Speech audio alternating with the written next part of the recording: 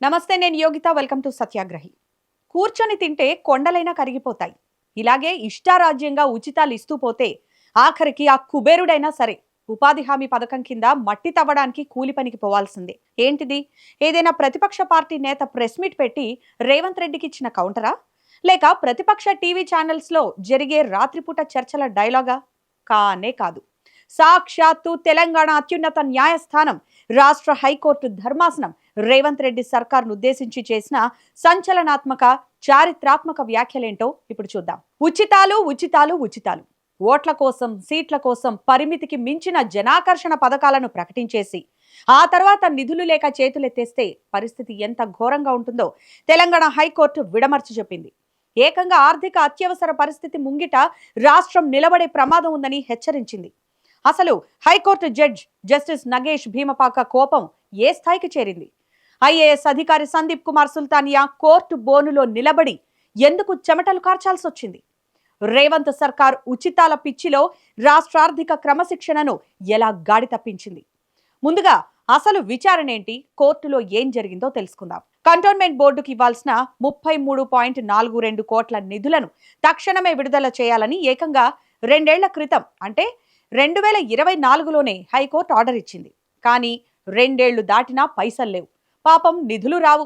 దీంతో cantonment board మాజీ సభ్యుడు జె రామకృష్ణ కోర్టు ధిక్కరణ పిటిషన్ వేశారు.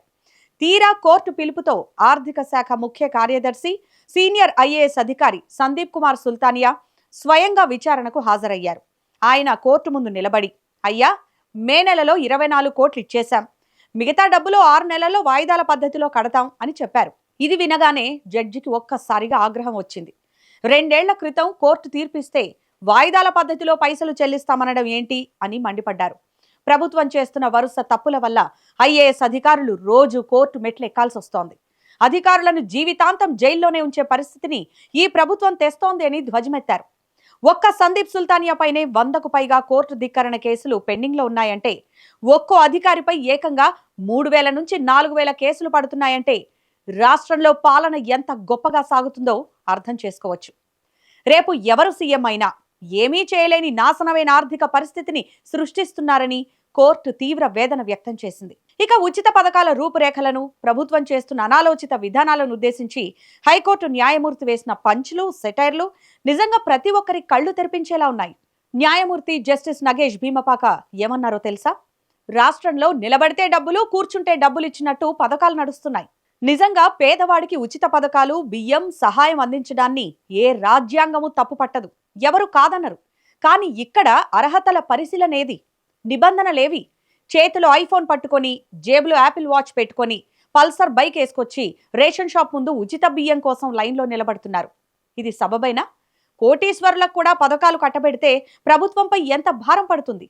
ఆస్తులన్నీ ఇలా తగలేస్తే రాబోయే తరాలకు, మన పిల్లలకు ఏమిస్తున్నాం అని నిలదీశారు. ఒకప్పుడు నాటి తరం ఈ దేశానికి మనం ఏం చేశామని ఆలోచించేది. కానీ ఈ ఉచితాల సంస్కృతి పుణ్యమా అని ఈనాటి తరం ఈ దేశం నాకేం ఉచితంగా ఇస్తుంది అని డిమాండ్ చేసే దుస్థితికి దిగజారిపోయింది. ఇక రేవంత్ రెడ్డి ప్రభుత్వ ఆర్థిక నిర్వహణ విధానం పైన కోర్టు వేసిన ఉదాహరణలే ఇక్కడ హైలైట్. న్యాయమూర్తి చాలా స్పష్టమైన ఉదాహరణ చెప్పారు. అప్పులు చేసే ఎవరికైనా బెంజ్ కారు కొంటారా?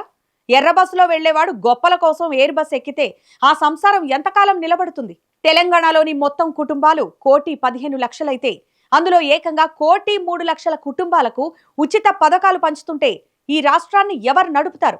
రాబడి ఎంత, ఖర్చెంత? సమాజంలో మన బాధ్యత ఏంటి అనేది అధికారులు చూడక్కర్లేదా? హైకోర్టు సేకరించిన సమాచారం ప్రకారం తెలంగాణ రాష్ట్ర ఆర్థిక చిట్టా ఒకసారి చూస్తే మీకే దిమ్మ తిరిగిపోతుంది. రాష్ట్రానికి వచ్చే మొత్తం రాబడి 3.74 లక్షల కోట్లు. రాష్ట్రం నుంచి బయటకు వెళ్లే ఖర్చు 2.74 లక్షల కోట్లు. ఇందులో జీతాలు, పాత అప్పుల వడ్డీలకే పోయేది 1.50 లక్షల కోట్లు. అన్ని పోను మిగిలేది కేవలం 90,000 కోట్లు. కానీ రేవంత్ ప్రభుత్వం ఉచిత సంక్షేమ పథకాలకు కేటాయించింది 89,000 కోట్లు. అంటే ప్రభుత్వం దగ్గర మిగిలేది కేవలం 1000 కోట్లు మాత్రమే. ఇక అభివృద్ధి ఎక్కడా, ప్రాజెక్టులు ఎక్కడా, రోడ్లు ఎలా వేస్తారు? కంటోన్మెంట్ లాంటి సంస్థలకు నిధులు ఎక్కడి నుంచి ఇస్తారు?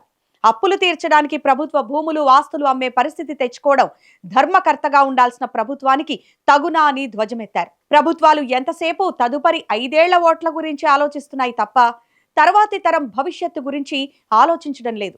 గ్యారంటీలు, ఉచిత పథకాల ప్రకటనలు గుప్పించి అధికారంలోకి రావడం సులభమేమో కానీ ప్రజాధనాన్ని బ్యాలెన్స్ చేయడం, ఆర్థిక క్రమశిక్షణ పాటించడం చాలా ముఖ్యం. కూర్చొని తింటే ఎంతటి కొండలైనా కరిగిపోతాయి. ఇష్టారాజ్యంగా పరిమితికి మించి పథకాలు అమలు చేస్తే సమాజం తీవ్ర ప్రమాదంలో పడుతుంది. భవిష్యత్తులో తెలంగాణ రాష్ట్రం ఆర్థిక అత్యవసర పరిస్థితిని ఎదుర్కోవాల్సి వస్తుందని హైకోర్టు హెచ్చరించడం సాధారణ విషయం కాదు. నిజంగా అర్హులైన పేదలకు మాత్రమే పథకాలు అందాలి. కోటీశ్వరులకు, ఐఫోన్లు వాడే అనర్హులకు పథకాలు ఇస్తూ పోతే రాష్ట్ర ఖజానా ఖాళీ అయి చివరికి అందరూ రోడ్డున పడాల్సిందేనని న్యాయస్థానం క్లియర్ కట్ మెసేజ్ ఇచ్చేసింది. ఓట్ల రాజకీయాల కోసం అమలవుతున్న ఈ ఉచితాల వెర్రిపై, రేవంత్ రెడ్డి సర్కార్ తీరుపై హైకోర్టు ఇచ్చిన షాకింగ్ తీర్పుతోనైనా ప్రభుత్వంలో మార్పు వస్తుందో లేదో చూడాలి. అధికారులు కేసులకు భయపడి జైలుకు వెళతారో లేక ప్రభుత్వానికి వాస్తవాలు చెప్పి అడ్డుకట్ట వేస్తారో కాలమే నిర్ణయించాలి. హైకోర్టు చేసిన ఈ వ్యాఖ్యలపై మీ అభిప్రాయం ఏంటి? నిరూపణ లేని ఉచిత పథకాలు రాష్ట్రాన్ని ముంచుతున్నాయా?